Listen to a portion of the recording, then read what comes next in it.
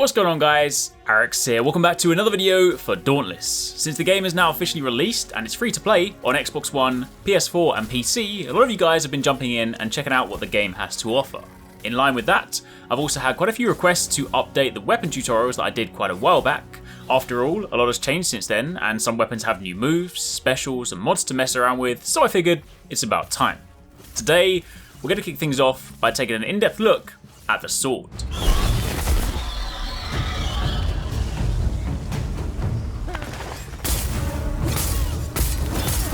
If you guys do enjoy this and you do find it helpful, then a like would be super appreciated, and be sure to let me know which weapon you'd like us to focus on next.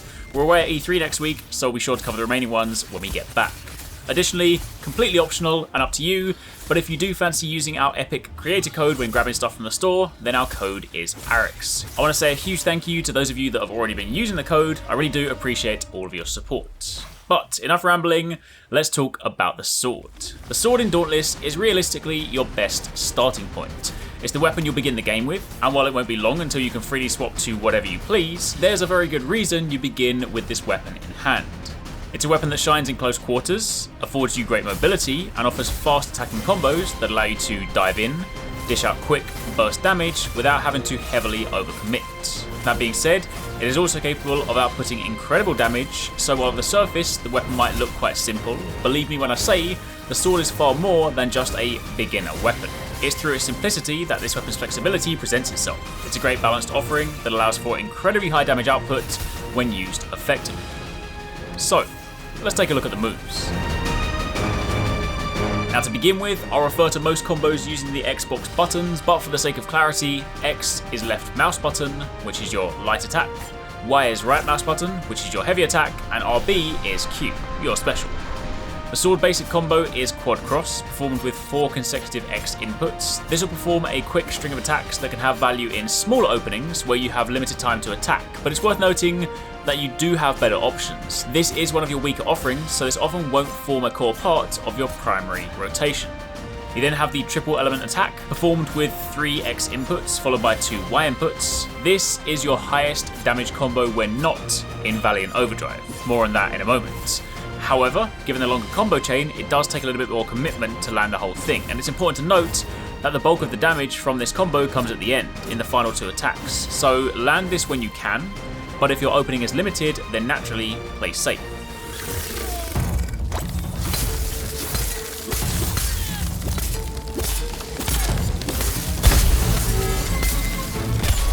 You then have the repeating elements attack, performed with 2 consecutive Y inputs followed by a flurry of X spams. Performing this combo will drain your stamina, but you can keep going, all whilst you have stamina left.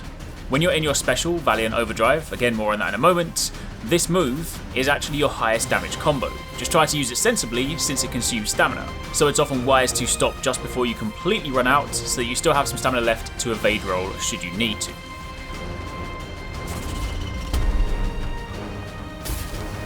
You then have the Rising Element combo. This is 3 consecutive Y inputs, and this is ultimately your bread and butter combo. It's slower, but the attacks hit harder, so much like Quad Cross, in times where your openings are limited, this will yield far greater value.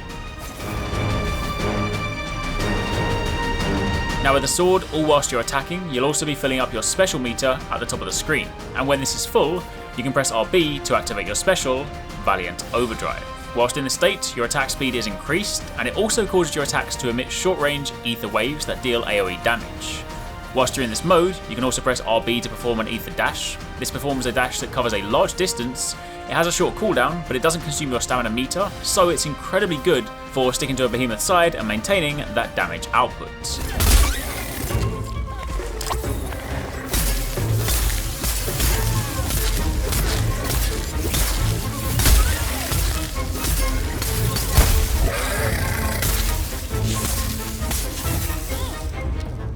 While Valiant Overdrive is your default special, the one that you begin the game with, you can also unlock an alternate special when you attain Mastery Rank 8. This special is called Ardent Cyclone, and when your special meter is full, instead you begin a spinning blade attack, like something out of The Legend of Zelda, and you'll continue to spin for the duration of the meter.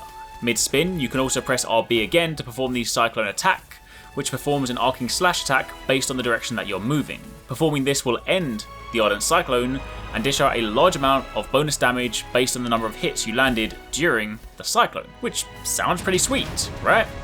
Well, yes and no. I mean, it looks flashy, and as a huge Zelda fan, I just love this move. However, if you really want to maximize your effectiveness with a sword, then unfortunately your original special, Valiant Overdrive, is still your best choice.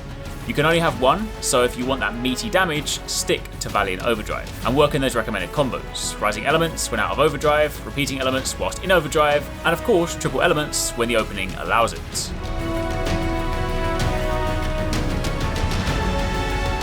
Now, to round out this guide, it's important that we talk about mods. Mods are an important aspect of weapon usage since they'll allow you to get even more out of the weapon towards end game. For the sword, there's a few things worth covering. At Sword Mastery rank 6, you'll unlock the Adhesive Hilt. This mod makes you unstaggerable whilst in special. That means that you can take hits without flinching whilst in special, meaning you can then play far more aggressively. Keep in mind, it doesn't mitigate damage, so if you get hit, it's still going to hurt, and you generally want to avoid being hit, but at least it means you can be a bit more risky and finish off your damaging combo without getting tripped up.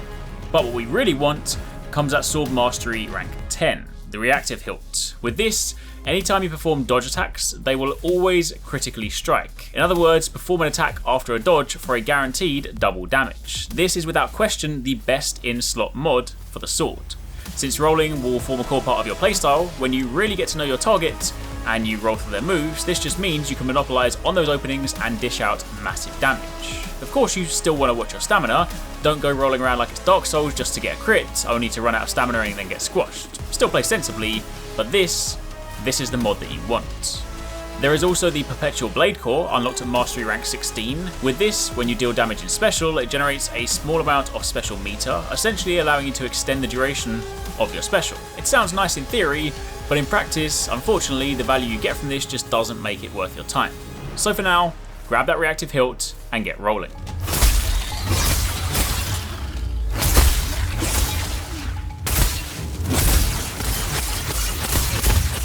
But that, my friends, is pretty much it. That is everything you need to know about the sword, and that should help you on your way to taking down those fearsome behemoth. Be sure to keep it locked, as we'll be making more of these guides when we're back from E3, but until then, thanks for watching, and we'll catch you in the next one. I really hope you guys enjoyed that video. Remember to hit that subscribe button and also click on the little bell icon to turn on notifications so you don't miss my next upload. Also, don't forget, you can check out TwoSixNine and Paradise Central streaming over on Twitch 6 days a week. You can find a link to the multi-stream in the description box down below. Be sure to drop by and get involved. Thanks again for watching. Take it easy. Catch you next time. Peace out.